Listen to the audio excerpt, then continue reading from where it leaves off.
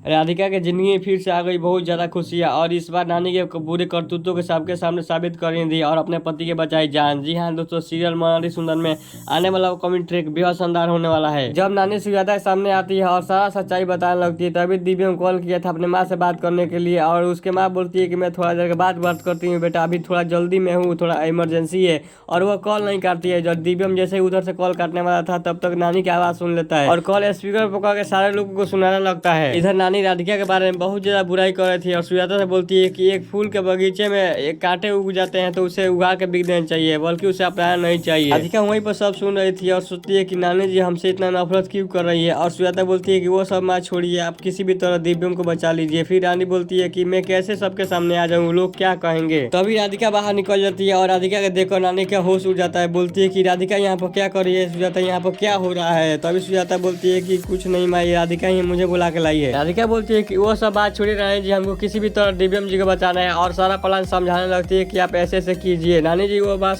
समझ जाती है और बोलती है कि मैं वो सब कर दूंगी, लेकिन मेरा एक शर्त है। राधिका थोड़ा परेशान हो जाती है, बोलती है कि आपका क्या शर्त है नानी जी बताइए। और दिव्यम सब कुछ सुन रहा था। नानी बोलती है कि मेरा यही शर्त है कि तुम दिव्यम के जिंदगी से हमेशा हमेशा के लिए निकल जाओ।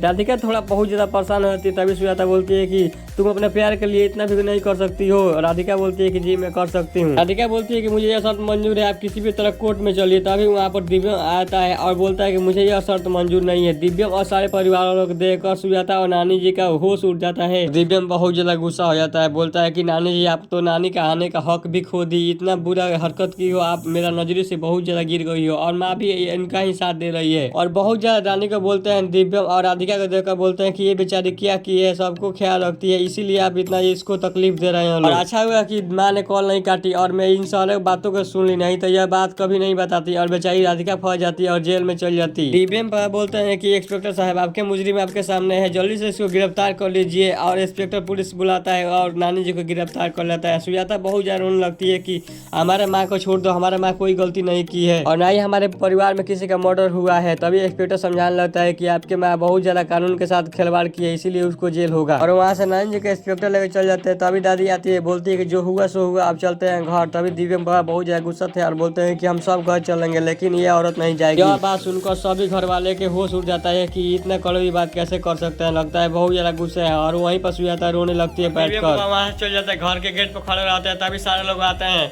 और दिव्यम बहुत ज्यादा मनाने की कोशिश करता है अपने पापा का। राधिका के बोलते हैं तुम भी मनाओ ना, राधिका दोनों मिलकर बहुत ज्यादा कोशिश करते हैं। इतना गुस्सा था कि किसी की बात नहीं सुनते और बोलते हैं कि इसका बड़ा शौक था अपने माँ के साथ रहने के लिए, तो जाओ अपने घर रहो अपना। दादी भी आके बोलती है कि मैं भी अपने बेटे के साथ दूंगी और दिव्यम पापा बोलते हैं कि सारे लोग घर चलो, नहीं तो इसके साथ रहो। सारे लोग घर के अंदर चल जाते हैं और सुजाता वहीं पर रोने लगती है बहुत ज्यादा। दोस्तों आप लोग क्या लगता है कि सुजाता अपने माई के पास चल जाएगी या नहीं, तो आप कमेंट जरूर बताएं और इस तरह वीडियो देखने के लिए चैनल को सब्सक्राइब कर, लाइक और शेयर करें।